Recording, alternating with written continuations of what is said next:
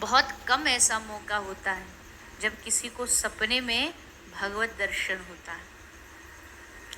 अगर किसी को हो जाता है, कोई छोटा मोटा अनुभव किसी को हो गया है कि स्वप्न में उसको भगवान का कुछ साक्षात्कार हुआ, दर्शन हुआ, तो समझ लो ठाकुर जी की बहुत कृपा है। क्योंकि दिखते नहीं है, पूरा जीवन भी लगा दोगे तब भी स्वप्न में दिखते नहीं है। और एक और भी कृपा है, चलो भगवान नहीं भी दिखे किसी कारण सपने में, पर उनका कोई कृपा पात्र संत दिख जाए, उनका दर्शन हो जाए, तो भी समझ लेना ये भी भगवान की कृपा हो गई।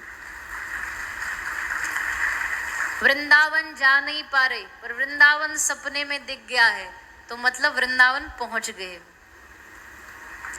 ये जैसे स्वप्न में अनेक प्रकार के दुर्गुण होते हैं, दोष होते हैं। किसी को भैया चारों तरफ सांप ही सांप दिखते हैं। देखो हम तो कृष्ण को मानने वाले लोग हैं, हम ये सब ज्यादा चीजों में मानते नहीं। कई लोग कहते सपने से हम बता देंगे कि तुम्हारे जीवन में क्या चल रहा है, और लोग हिसाब भी लगाते हैं। सपने में जूता दिखा तो ये मतलब है, रुपया दिखा तो ये मतलब है, अलग अलग सपने के। देखो घर में मूर्ति रखते हो और सपने के भाव लोग बताते हैं, और हमको तो उसकी जीरो भी नॉलेज नहीं है, पर इतना पक्का पता है कि भगवान से जुड़ी कोई चीज दिख पा रही है तो इसका मतलब है धीरे धीरे अब भगवान की कृपा हो रही है। संत दर्शन, गुरु दर्शन। और अगर हो गया है, ऐसे तो होता नहीं, हो गया है गलती से, तो इसका डिनोरा पीटते मत घूमना। फिर बहुत सारे लोग को बड़ा मजा आता है कि हम बताएं लोगों को जा करके हमारे साथ ऐसा हुआ, हमारे साथ वैसा हुआ, और फिर लोग हमारी वाहवाही करें। इससे बहुत भारी अपराध बनता है। कोई छोटा मोटा अनुभव किसी को हो भी रहा है तो किसी को नहीं बताना चाहिए। हाँ, ज्यादा से ज्यादा आप अपने सदगुरु को बता सकते हैं, और ज्यादा उनको तो बताना नहीं चाहिए। सदगुरु से तो जो अपने भाव हैं वो बता देने चाहिए, छुपाने नहीं चाहिए। पर वैसे वाहवाही बटोरने के लिए दुनिया को अनुभव बताते जा रहे हो ना, तो ठाकुर जी नाराज हो जाएंगे। पसंद नहीं भगवान को ये कि तुम जा करके कोई थोड़ा भी वो अनुभव कराएं और तुम जाके बताते घूमो। गुप्त रखो। प्रेम जितना गुप्त रहेगा उतना ही मजा है उसका। अपने पाप बताते हैं किसी को? बोलिए ना। अपनी कमाई बताते हो किसी को? मैं पूछूं जी कितना कमाते हो? तुम दे दोगे बैंक बैलेंस की वो सीट? उल्टा कोई कितना भी कमाता हो, कितना भी धनवान हो, कितना भी रुपया पैसा दिन में करोड़ों कमाता हो, उससे कहो कि भैया आप कितना कमा लेते, तो हंस के बात को टाल देगा। अरे हाँ भैया, ज्यादा थोड़ी बहुत दाल रोटी निकल आती है, इतना कमा लेते। दाल रोटी का खूब माल खाता है, पर फिर भी छुपाएंगे। कमाई का कोई थोड़ी बताता है हम कितना कमा लेते, छुपा के रखते। कब छापा पड़ जाए क्या पता, कब आ जाए वो टीम छापा मारने के लिए, इसलिए छुपा के रखते हैं। और जो जो छुपा के रखते हैं फिर उनके लिए 8 नवंबर आता है, और फिर जाकर के रात को 8 बजे घोषणा होती है 500,000 के बंद। महाराज भागे फिरते, कहाँ जाए कहाँ जाए, किसको दें, तू भी ले ले आधा, तू भी ले ले। तब फिर घबराते। तो छुपाते हैं कि नहीं छुपाते?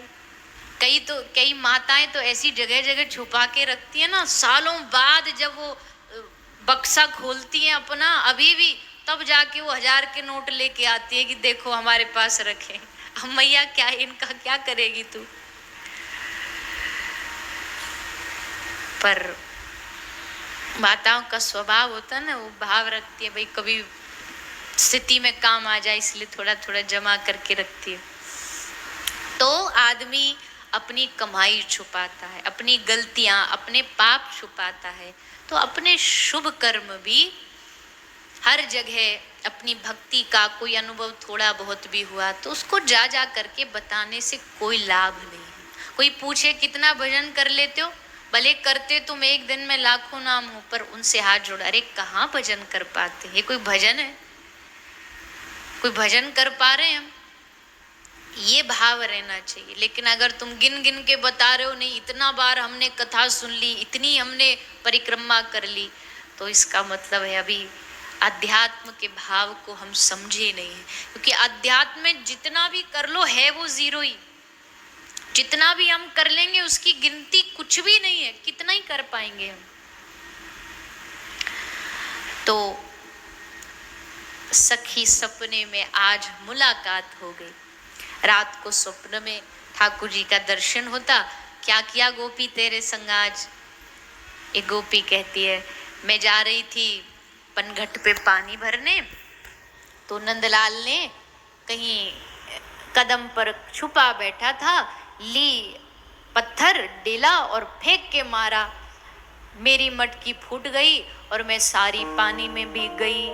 और जैसे पानी में भीगी तो नंद का छोरा हंसता हंसता बोला, गोपी शुद्धोदक स्नानम समर्प्यामि। बिना नहाए आ गई पानी भरने, नहा के आती, तुझको पता नहीं शास्त्र कहते पहले नहाना चाहिए फिर कोई काम करना चाहिए।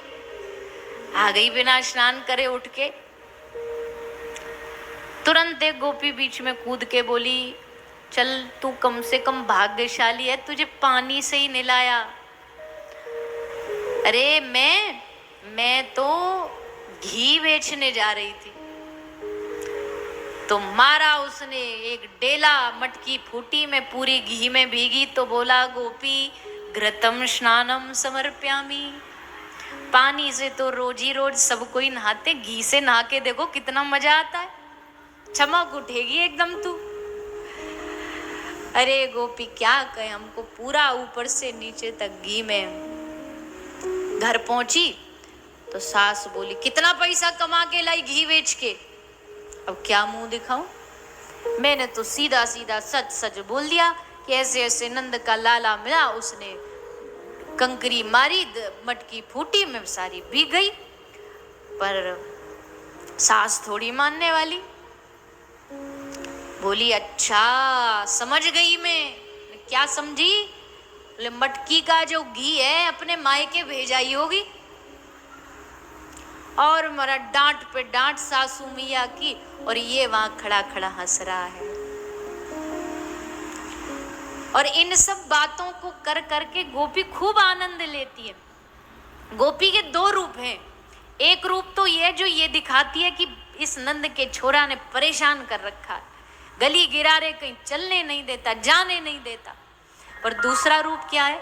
मन में रोज मांगती है, आज जब मैं माखन बेचने जाऊं ना तो कन्हैया तुम मिल जाना मुझको।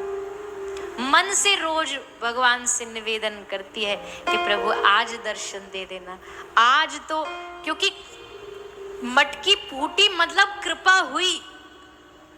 जिसके घर कन्हैया गए माखन चुराने, समझो अब से वो हो गई कृष्ण की। माखन नहीं चुराते भगवान, मन चुराते हैं। एक बार जिसके घर गए उसका मन चुरा लाए। जैसे रासलीला में एक कथा सुनाते, एक दृष्टांत देते गोपी का, कि एक गोपी ब्रज में आई, उसने वादा किया, बोले मैं कन्हैया को बांधूंगी। तो कन्हैया कोई कह दे मैं बांधू तो ये बंधने के लिए तैयार हो जाते हैं। आ गए उसके घर चोरी करने, उसने पकड़ लिया और कन्हैया को रस्सी से बांध के अपने घर मैया को बुलाने चली गई, और जल्दबाजी हड़बड़ी में गांठ लगाना भूल गई। अब ये तो इतने शैतान है, गांठ लगा दो तो नहीं टिकते, बिना गांठ तो इनकी परछाई भी ना दिखे। तो ये वहां बुला के लाई मैया को, और ये गायब। यशोदा मैया बोली, दिखा कहाँ है कन्हैया? बोले तो बांध के गई थी, पता नहीं कहाँ गया। तो पहले तो मैया ने डांट लगाई, फिर गोपियों ने हंसी उड़ाई और पकड़ ले।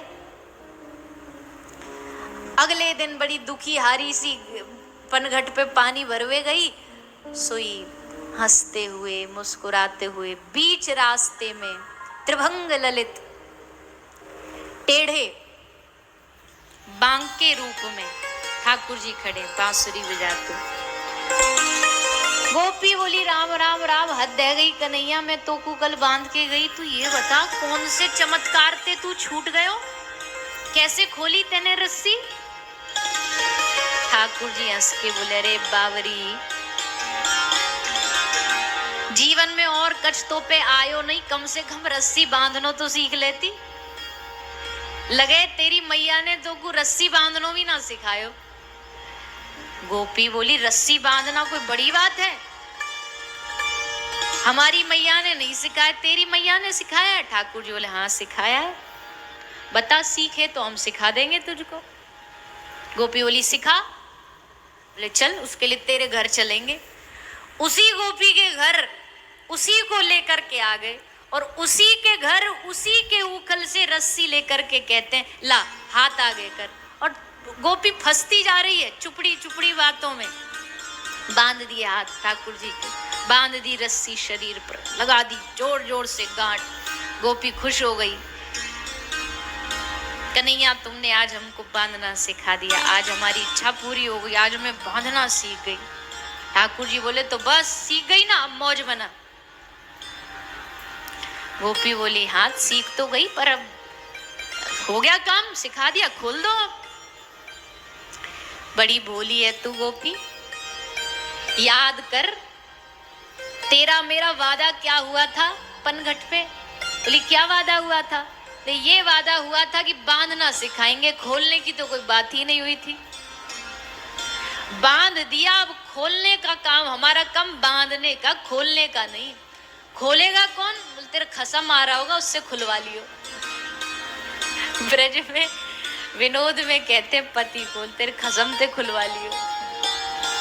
ब्रज भाषा बड़ी विचित्र है। कई लोग कहते हमको ब्रज भाषा बड़ी मीठी लगती है, जा दिन असली ब्रज भाषा सुन ली ना कान बंद कर लोगे। ऐसी सुंदर सुंदर गालियां निकलती हैं जैसे कोई स्टेन गन से गोलियां निकल रही हो। और ये जो ब्रज भाषा है ना, ये असल पक्का ठेठ जो ब्रजवासी होगा ना वही बोल सकता है। बहुत सारे लोग ऐसे हैं, कथा करते हमने, मतलब कोई किसी के विरोध में नहीं बोल रहे, पर ऐसी बता रहे हैं और वो ब्रज से नहीं है, पर जब ये ब्रज वाली कथा आती है तो ब्रज भाषा बोलने की कोशिश करते हैं, पर वो दूर से ही समझ में आ जाते हैं कि बेचारा पकड़ने की ब्रज भाषा कोशिश कर रहा है पर आ नहीं रहा। बिना सारो कहे तो बात चालू नहीं करे ब्रजवासी, ठाकुर जी तक को ना छोड़े। yes! Guys, बिना बिजली का टॉपर पावक। और जिसकी जो भाषा होती है ना वो बोले तभी आनंद आता। अब जैसे आप मारवाड़ी बोलोगे तो आप जो बोलोगे वो शुद्धता होगी। हम चाहे लाख कोशिश कर लें तो उसमें थोड़ा टेढ़ापन आ ही जाता है, सीख लेंगे। जैसे कई लोग नहीं होते अंग्रेजी सीख लेते हैं और फिर वो जैसे अंग्रेज बोलते हैं, बाहर वाला जो फॉरेन का एक्सेंट होता है बोलने की कोशिश करते हैं पर एकदम पागल लगते हैं। क्यों? क्योंकि वो एक्सेंट थोड़ी पकड़ में आ जाएगा। तो वो तो जिसकी बात, अब हमारे हरियाणा वाले किसी को अंग्रेजी बोलने को बोल दो तो जो जब अंग्रेजी बोलेगा ना, इंग्लिश बोलेगा तो उसमें ये बोलेगा हाउ डू यू डू रे, उसमें रे घुसा देगा। और जब सामने वाला बोलेगा तो बोलेगा फाइन सू। तो अपनी भाषा वैसे भी छूटती नहीं है। हम भी कभी कभी अब क्या कू में तो बोलते हैं, पर कितनी बार ऐसा होता है ब्रज के कितने शब्द आ ही जाते हैं बीच में। तो पर हाँ, ब्रज भाषा मीठी बहुत है। जब लाला अपनी मैया ते जाके, कभी लाला ने मैया को तुम नहीं बोला, आप नहीं बोला। ये आप और तुम वाली भाषा बाहर के ब्रज की नहीं है। लाला मैया को तू, अरे मैया मोको ये दे दे, और मैया लाला को तू कर करके बोलती है और उसमें प्रेम होता है। तो महाराज बोले ठाकुर जी कि तेरा पति आ रहा होगा, उससे खुलवा लेना। हमने अपना काम कर दिया और कह के ठाकुर जी भाग गए।